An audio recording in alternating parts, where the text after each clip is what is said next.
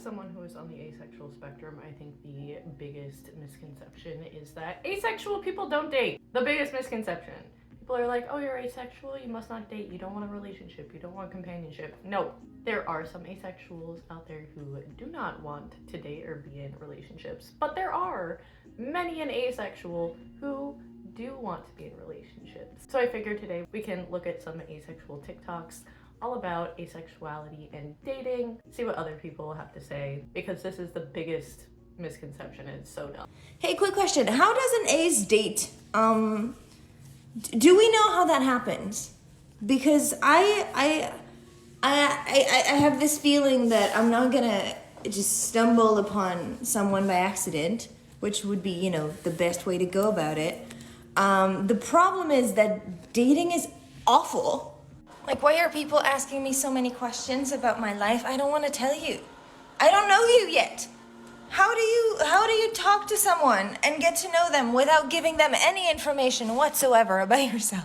Also, why do we have to talk about like physical stuff on the first date? I don't know if I like you yet. Why are we talking about this? I'm not interested in knowing flirty shit about you. Straight up, I don't know you. I don't know you, and I don't care. Granted, I've only been on like 4 dates in my life, but still. I need to know you for at least 3 to 6 business months before I make my decision. I feel this so hard. So like, I'm not gonna lie, when I was a lot younger and I would see a lot of my friends and everything go on dates, I would just be like, you don't know this person. Like, how are you going about doing this? Funnily enough, I've always stumbled upon people, and that is how I have gone about my asexual dating life. But I definitely feel her on this because it is a bit harder as an asexual person to go about dating, because a lot of people, like she said, on the first date want to talk about the physical stuff and get into it within the first couple times of seeing you. And like, allosexual people, can you tell me if that's like you just do it like right off the bat? Like, I can't. I subscribe to her experience of asexuality, except mine's a little bit longer. I need to know you for at least like 6 to 9 months before I like can feel anything, and then if I don't feel anything, like, it's just not gonna happen. But yeah, no, dating as an asexual person, it's rough because of so many societal norms that go around dating and what other people kind of expect out of dating off the bat. So when you're just like, hey, I don't do this, this, and that, it's a little bit harder. But I do have to say, if you are interested in dating as an asexual person, I promise you there are people out there that will, 1, respect you, and 2, I was gonna say something else, but like, just respect you. There are people out there that are happy to be with asexual people or people who are on the asexual spectrum. It's something that happens all of the time. I see a lot of people in my comment section who are on the asexual spectrum being like, I've been with my partner for 5, 10, 15 years, we're happily together, and they've known I'm asexual, or it came out as asexual during the relationship. So it can and does happen. It's just a little bit harder. And like she said, going on dating culture, like, as an asexual person, it's just so, I don't want to say annoying, a little annoying. It can be annoying, but it is what it is. But yeah, if you are an asexual person who is interested in it, I promise you there are people out there who do not shy away from ace folks. Are you up for a joyride later? Where do you want to take me? Guess. Any asexual out there that is on dating apps, kudos to you. I've only done it once. I think once. I downloaded Hinge and Bumble, and I mostly put that I was just looking for like friends, because like at that point I wasn't really looking for a relationship. So I didn't get the typical comments that I hear when asexual people go on dating sites looking for relationships, which are, I'm sure I can fix that. Are you sure your hormones are fine? Why are you here? Like, why would you be on a dating site if you're not interested in sex? That kind of stuff. So any ace out there who has done dating apps, God bless you, because I don't think I could personally do it. I'm also demisexual, so like online stuff is really hard for me. Just in general, I need to know the person. I need to feel the vibe of the like physically in person to get a read of like what's going on, if I will maybe potentially like this person. So dating apps for me personally has not worked. If you are an asexual person and a dating app has worked for you, let me know in the comments down below, because I am very interested to hear that story and how it worked out for you. But yeah, I'm not saying it doesn't work for ace people, but you probably will end up getting a lot of potentially shitty comments because people just don't understand it and they don't really care to understand, which is not your problem. It's a them problem. It's not you. But yeah, from my own experience and from a lot of other asexual people that I've heard who go on dating apps, they unfortunately do get a lot of shit comments. So as someone who's ace, I never liked the dating scene, especially as a guy that's attracted to other guys. A lot of them are really only interested in one thing. Not all of them, but a lot. But when it came to dating, they wanted that, and I wanted cuddles and pizza and movies. Luckily, I didn't have to suffer through it too much because I met my husband when I was 17. We first started talking online, and at that point I didn't really know for sure that I was ace. I didn't even know it was a thing. And then a few years later I came across the term and I'm like, oh, yeah, that's me. And no, my husband is not ace, but we've been together for 10 years, so what we're doing is working, obviously, because a relationship is about love. But yeah, I would say that it's very important to make sure that you communicate what your limits and boundaries are. Like, if you're dating someone that you really see a future with, you need to make sure that you're communicating that you're ace and let them know like what kind of ace you are, because some are totally fine with doing things and others just don't want to do it at all. Because being ace isn't about action, it's about attraction. So like for me, if I see a guy and I think he's attractive, it's like, oh wow, that person's attractive, and then it kind of ends there. It doesn't really become, oh, I want to do things with them. And apparently for non-aces, that's how it goes.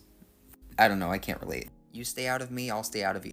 So, like I said, there are plenty of asexual people who have been in relationships for long.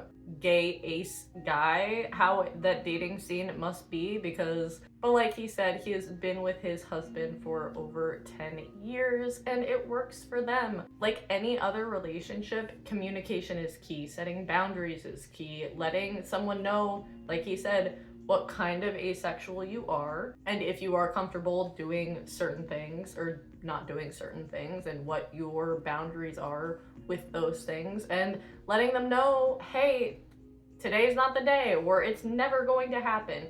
It is all about communication, which is fundamental in any relationship anyway, but I personally think it's even more important, especially because a lot of asexuals, including myself, feel very guilty saying no. Not that we are being coerced into doing anything, but we feel bad because we know our partner wants that and we don't necessarily feel like we can give them that. However, that is all internalized bullshit and does not mean that you do not love your partner and that your partner does not love you. It just means you have to communicate a little bit more. As I've gotten older, I've realized you do not have to apologize for your no's. No is a complete sentence. If it's a no, it's a no and that's it. But yeah, no, I absolutely love him and he's so cute. And like I said, asexual people can be in happy long-term relationships with non-asexual people and still make it work. So why do our aces still want to be in a relationship, even if they don't experience feelings? The answer being that just because someone is aromantic and they can't experience romantic feelings doesn't mean that they don't desire companionship or the things that you want to do in relationships. And the same thing applies to asexual people. Just because they don't experience sexual attraction doesn't mean that they don't want to do sexual things at all. It's not about your ability to do things that people do in relationships or even have relationships. It's about who you want to do it with, which, if you lack attraction to people, is often no one. But just because you're not attracted to anyone doesn't mean that you don't want to do the things you don't want to do. Doesn't mean you don't want to do romantic things or sexual things. It just means that you don't really have anyone in mind to do those things with. Lacking attraction to other people doesn't mean that you don't experience the ability to want to have relationships or connect with other people in general. Connecting with others is like an innate human need, whether it be romantically, platonically, sexually. Like, you have to have some sort of connection because as humans we can't thrive without it. So it makes sense that people still want relationships even if they don't have the feelings for their partners. They can still love you, it's just not in a romantic way, or maybe they don't have a lot of strong feelings, but they might feel something very minimal for you. It can go in different ways because asexuality and aromanticism are both spectrums. So I absolutely 100% agree with everything she just said. I think it's really important to remember that just because someone is on the aromantic or asexual spectrum doesn't negate them from wanting companionship, partnership, connection with other people, which I personally think is one of the most damaging misconceptions and myths about asexual people just in general, because it goes along with making people feel like they're not human, that they're broken, that they are not desiring something that is one of the most basic human needs, and kind of reducing people down to what their body can give to someone else, which is kind of gross, but you know, that's what happens. So I think it's really important to remember that just because someone is on the asexual spectrum, someone on the aromantic spectrum, doesn't mean that they don't want to participate and be connected in some form of companionship or partnership. Asexuality, aromanticism is about your relationship with attraction, lack thereof, have experienced throughout your life. It doesn't necessarily mean that you don't want to have a connection with someone else. And like she said, you can be asexual and still do stuff. A lot of it is a spectrum, and there are plenty of asexual people who don't do sexual things at all. There are plenty of aromantic people who don't want to have any sort of partnership either. But we need to leave room for people who do want those kind of things and make them not feel like they're any less asexual or any less aromantic for desiring that kind of relationship in their life and structuring it a certain way. And I'm not gonna lie, as an asexual person who does want to date or be in some sort of relationship, I personally think it's one of the most queer things you can do, because a lot of asexual people structure their relationships in a variety of wonderful, meaningful, outside of traditional ways of looking at relationship ways, and queering it up a bit. So yeah, I very much appreciate and wish more people realize that just because you're asexual or just because you're aromantic, it doesn't necessarily mean that you can't have a partnership. Thank you all so much for watching this video. Let me know in the comments down below what you think of asexuality and dating, and if you are an asexual person who has used a dating app before, let me know your experiences down below, because I very much am interested in what your experience has been or currently is. And if you are asexual and in a partnership, let me know how you met them. I think it's really cute, and I love hearing different stories of how people have met their partners. I also just want to let you know a really exciting thing I'm going to be doing for Aromantic Awareness Week, which is next week as of posting this video. I am going to be joined by Patrick Becks and Sophie A. Katz to talk about their books, Limitless and Enigma. The live is going to start at 7:30 p.m. Eastern Standard Time, so please, please, please check it out. It's going to be right here on this channel, so if we can have as many people as possible, I would absolutely love that. We're going to be talking all about experiences as asexual people and their experiences as aromantic folks. And yeah, I'm super excited about it, so please check that out on Tuesday. I'll see you in the next video. Bye.